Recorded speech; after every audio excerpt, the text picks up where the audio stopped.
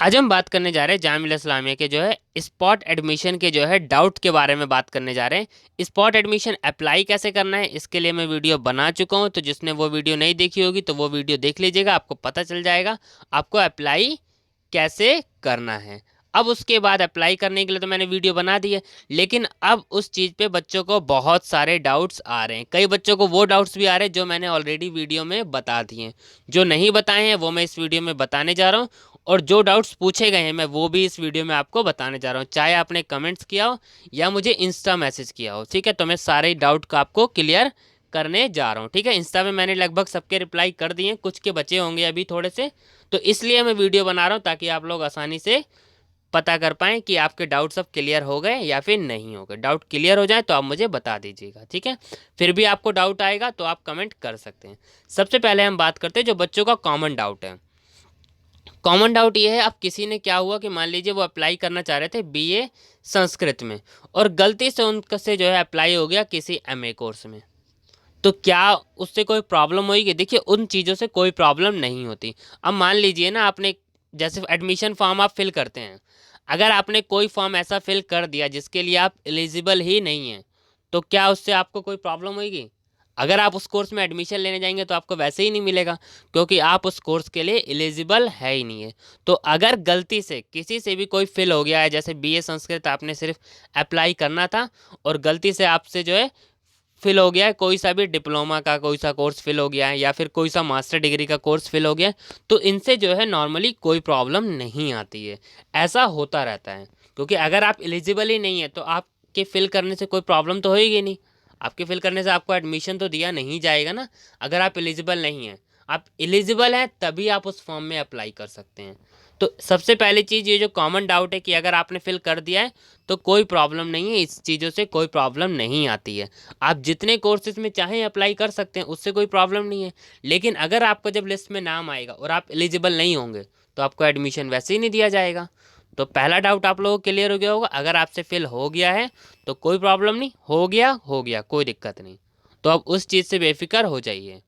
ठीक है, तो पहला डाउट तो ये था हमारा। आइए अब हम जो है सबसे पहले कॉमन डाउट के बारे में बात कर ली। अब हम बात करते हैं कई बच्चे जो कोर्सेज के बारे में बात कर रहे हैं, जैसे बीएससी बायोसाइंस बायोटेक की बात कर रहे हैं कि सेकंड लिस्ट आई, उसके बाद लिस्ट नहीं आई। ऐसे ही बीबीए बीकॉम की नहीं आई। देखिए, अब जिसकी लिस्ट नहीं आ रही, हो सकता है अब उसका या तो डायरेक्ट स्पॉट एडमिशन आए, हो सकता है, मैं ये नहीं कह रहा आएगा या नहीं आएगा।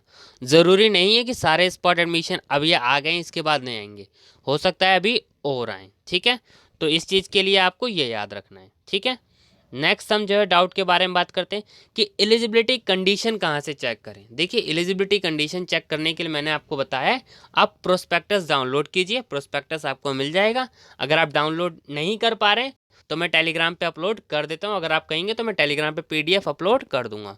पीडीएफ ऑलरेडी उस पर अपलोड होगा, एक बार आप चेक कर लीजिएगा, मैं दोबारा अपलोड कर दूंगा अगर आप कहेंगे। तो वहाँ पे आपको जाना है, देखना है पहले कोर्स, फिर कोर्स के आगे आपको ये देखना है कि उसके अंदर नीचे जो है एलिजिबिलिटी कंडीशन क्या लिखी है। एलिजिबिलिटी कंडीशन 12th बेस है, ग्रेजुएशन बेस है, या फिर 12th के साथ कुछ मेंशन है कि आपके पास साइंस होनी चाहिए, विथ मैथ्स होनी चाहिए या विथआउट मैथ्स होनी चाहिए, जो भी कंडीशन है, तो वो आप एलिजिबिलिटी कंडीशन उस पर जो है चेक कीजिए, ताकि आप लोगों को पता चल पाए कि आप एलिजिबल हैं या फिर नहीं है। ये तो मैंने जो है इससे पहले भी वीडियो में ये बात मैंने बताई थी। ठीक है, अब कई बच्चे पूछ रहे हैं क्या एमएड का स्पॉट एडमिशन हो सकता है या बीएलएलबी में। देखिए, स्पॉट एडमिशन के चांसेस जैसे जैसे लिस्ट आएगी मैं वीडियो ज़रूर बनाऊंगा ताकि आप लोगों को पता चलता रहेगा। तो अभी फ़िलहाल जिनकी लिस्ट आई है उसके बारे में मैंने आपको इसीलिए बता दिया है। ठीक है, अब कई बच्चे कह रहे हैं कि ऑप्शन बी ए संस्कृत का ही आ रहा है और सोलर एनर्जी का ही आ रहा है। तो देखिए, जो कोर्सेज अवेलेबल है तो सिर्फ अभी वही ऑप्शन आएंगे, आगे जैसे और कोर्सेज आएंगे तो फिर उनके ऑप्शन भी आने शुरू हो जाएंगे। ठीक है, तो अभी जितने कोर्स आए हैं उस चीज़ के लिए आप अप्लाई करना चाहें, अगर आप उसमें इंटरेस्टेड हैं तो आप अप्लाई कर सकते हैं। आप चेक कर लीजिएगा कि आप एलिजिबल हैं या नहीं हैं, अगर एलिजिबल हैं तो आप अप्लाई कर लीजिएगा। ठीक है, अब एक और डाउट है कि कई बच्चों के में ऑप्शन शो नहीं कर रहा। अब देखिए, अगर आपके में ऑप्शन शो नहीं कर रहा तो आप थोड़ा सा और वेट कर लें। अगर ऑप्शन शो नहीं कर रहा है, अभी कुछ कुछ बच्चों में जो है ऑप्शन शो नहीं कर रहा है, ऐसा नहीं है कि सबके में ऑप्शन शो हो गया, अभी कुछ कुछ में नहीं हो रहा, बाकी लगभग हम देखें तो ज़्यादातर जो है बच्चों के ऑप्शन आ गए हैं उनके लॉगिन आईडी पे।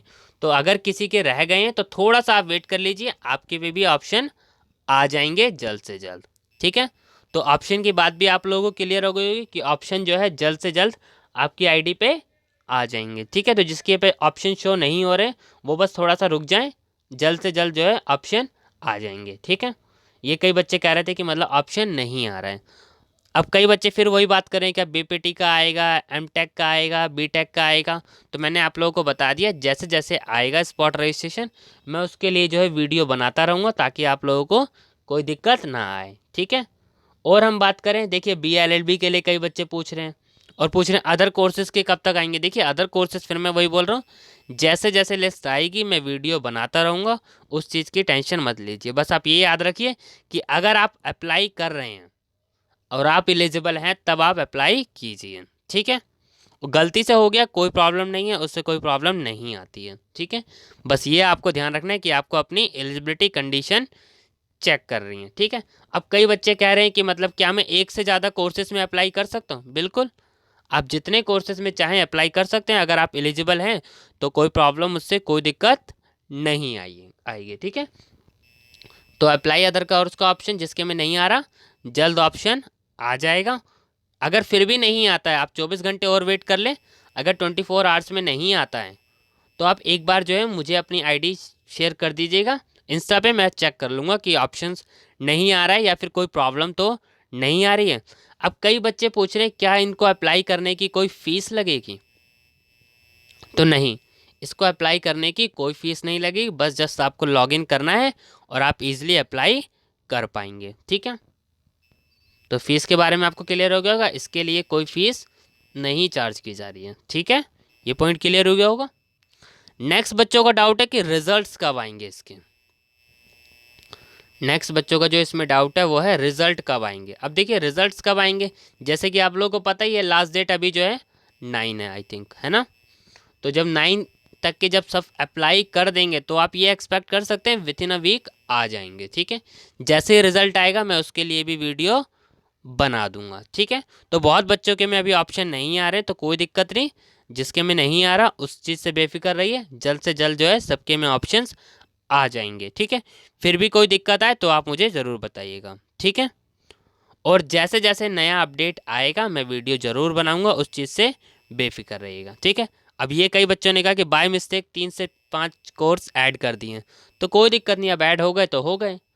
आप एलिजिबल होंगे तभी, देखिए आपका नाम आएगा, आप अगर एलिजिबल होंगे तभी आपको एडमिशन मिलेगा, अदरवाइज़ आपको एडमिशन नहीं मिलेगा। तो ये चीज़ तो आपको याद रखनी है, अगर गलती से भी हो गया है तो भी कोई प्रॉब्लम नहीं है, क्योंकि आपको उस कोर्स में करना ही नहीं है, आपको इंटरेस्ट ही नहीं है, तो आपसे गलती से टिक हो गया तो भी कोई दिक्कत नहीं है। ठीक है,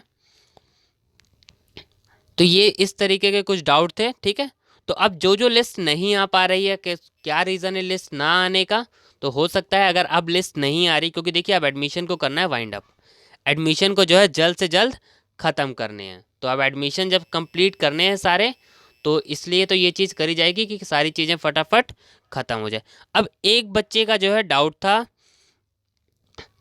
कि जो है फर्स्ट लिस्ट में नाम आया है अगर किसी बच्चे का, देखिए मैं बताया, तो ये कई बच्चों के डाउट होता है, तो क्या वो सेकंड लिस्ट में जाके एडमिशन ले सकता है?